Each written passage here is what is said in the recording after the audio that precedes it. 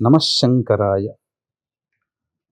ప్రస్తుతం శని మీనరాశిలో సంచారం చేస్తున్నటువంటి కారణం చేత మేషరాశికి, మీనరాశికి, కుంభరాశికి ఏలిన నాటి శని ప్రభావం, మిథున రాశికి కంటక శని, సింహరాశి వారికి అష్టమ శని, ధనుస్సు రాశి వారికి అర్ధాష్టమ శని, కన్యా రాశి వారికి సప్తమ శని, అలాగే కర్కాటక వృశ్చిక రాశి వారికి యోగ శని.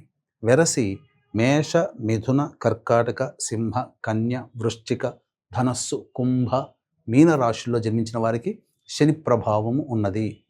కాబట్టి ఈ మే సంబంధించిన అనగా ఈ జూన్ 22వ తారీఖు రోజున సంబంధించి ధూమవతి జయంతి ఉంది.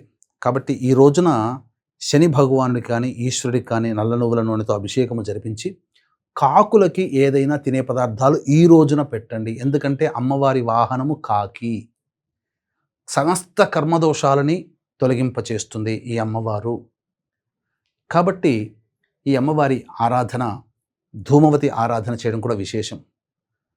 ఈ విధంగా ఈ చెప్పిన రాశిలో ఉన్నవాళ్ళు ధూమవతి ఆరాధన, కాకులకు విశేషంగా ఏదైనా తినే పదార్థాలు పెట్టండి.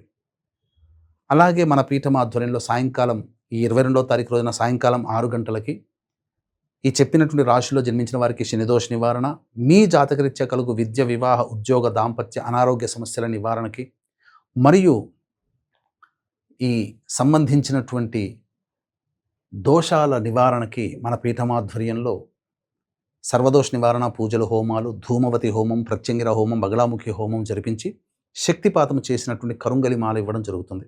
అవకాశం ఉన్నటువంటి వాళ్ళు జూన్ 22వ తారీఖు సాయంకాలం 5 గంటల లోపల ఈ కార్యక్రమంలో మీరు గోత్రనామాదులు నమోదు చేసుకోవచ్చు.